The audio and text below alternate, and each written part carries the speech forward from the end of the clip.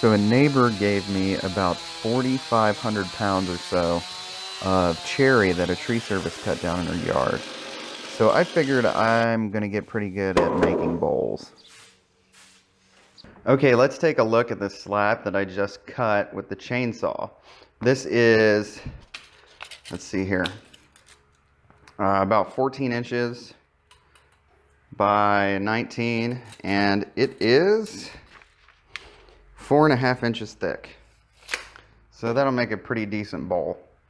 What I want to talk about here, though, is the grain direction and what's happening with this slab. Now, I think Mother Nature has a way better understanding of engineering than I ever will, so I just try to copy what is already done here. So you see this nice heartwood curve right here? That's kind of round a little bit. It goes like that. So I think this would be the perfect place to try to fit a bowl into. So have about 12 inches of heartwood and about an inch of sapwood and bark on either side. So I just set this to 6 inches, my compass, and I want to get a 12-inch diameter bowl out of here. So I'm going to put it in here, and if you can tell, you see these like knots, all these crazy things going on. There's some like curly wavy grain here as well. I want all that in the bowl. I know it kind of turns weird sometimes, but if you have sharp tools, that's not really an issue. But it makes everything look a lot better, I think. Or it doesn't look like, your box store wood. It looks like something that was actually alive, and there's all kinds of craziness going on with it. And that makes doing this kind of exciting. So,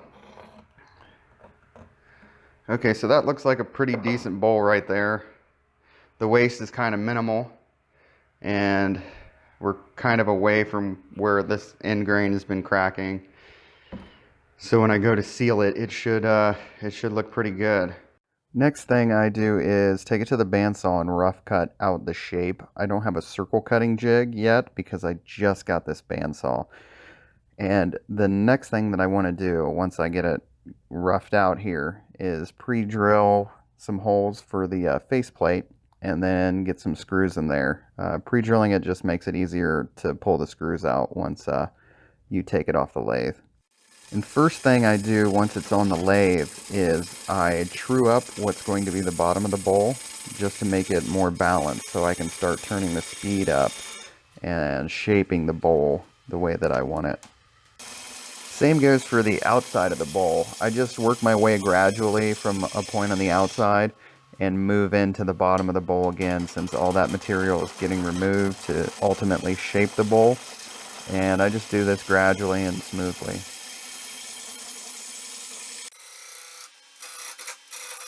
Right here is where I start making the neck, which is a concave area below the lip of the bowl. It's pretty common in like Greek and Roman pottery, like vases and bowls. Just gives it a more aesthetic curvature and some traction when you go to pick it up, since it is without a handle. Okay, so I've kind of roughed out the general shape that I want.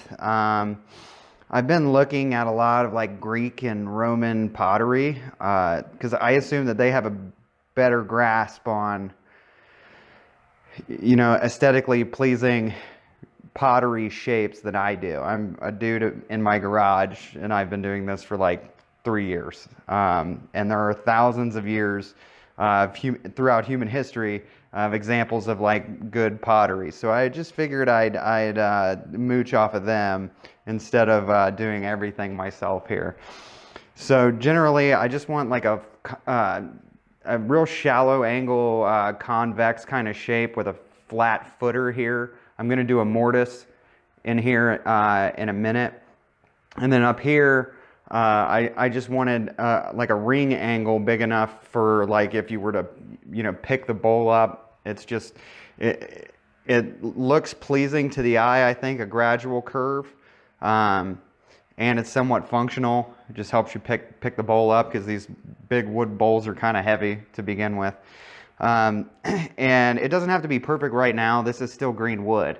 So it needs to dry for like a year. So I just want the general angle that I want in the future on here, and then I'm just going to flip it around and hollow it and seal it, and then I play the waiting game until this finds natural equilibrium and it acclimates to my area, and I can finish it up.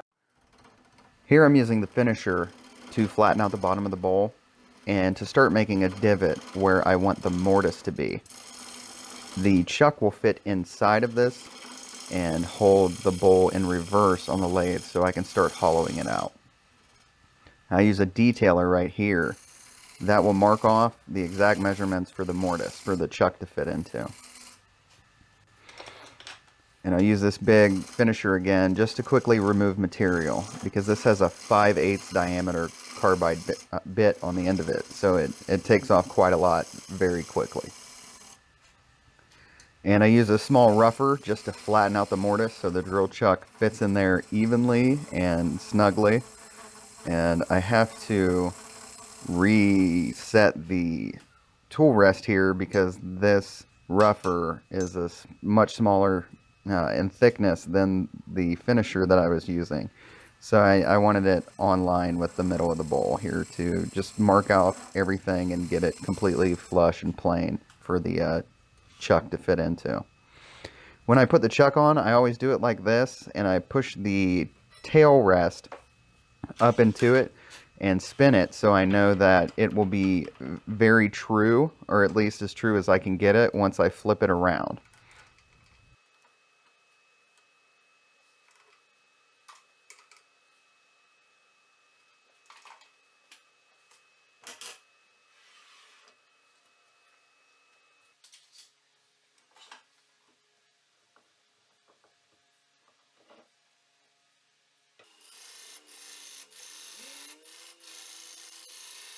Once I have the bowl turned around, it's the same process. I just true it up and then I start the hollowing process. And I try to hollow it starting from around an inch away from the lip. That way it's thick enough that it won't immediately start cracking on me since the wood is still wet. Now, an interesting story about where I got this wood. This was a 150, 200-year-old black cherry tree in a neighbor's yard pretty close to me, and it got struck by lightning. So there are some spots inside the wood that are kind of weird just from the lightning boiling the sap in it and killing it, but there's a lot of interesting characteristics in this wood, so it's been really cool to work with recently.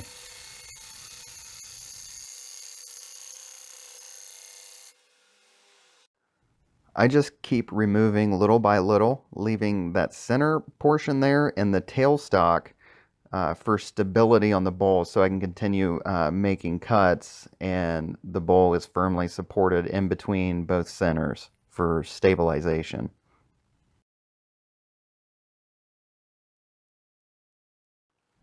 I'm just going to use a Forstner bit here to hollow out that middle portion.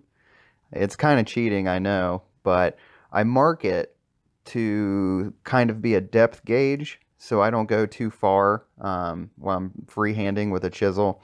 So it gets me right to the bottom, right where I want to be. It's pretty easy. It removes a lot of extra material that I don't have to mess with and freehand it, and I'm just left with like a sort of like a nacho dish that has a thing in the middle for salsa, and then I remove that as well. So I just wiped this down with water to kind of get an idea what the grain's going to look like, and I'm pretty happy with it. There's a lot of deformities in there, which I really like. I think that gives wood character and it makes it more fun to work with than your dimensional lumber that's just all straight grain and boring, to me anyway.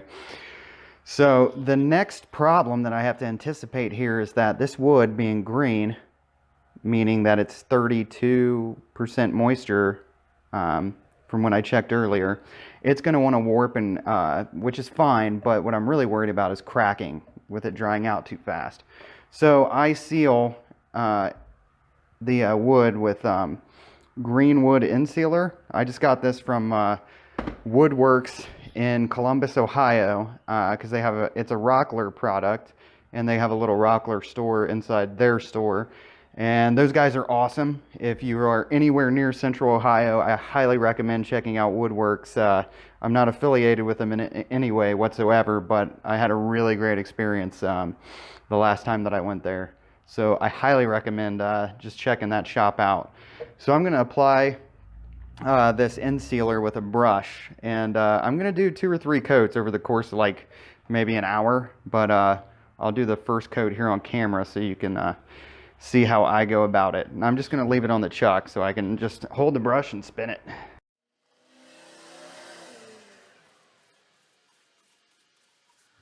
Now, it goes without saying, I apply this liberally. The more the better. It clears and turns into sort of like a wax substance once it dries.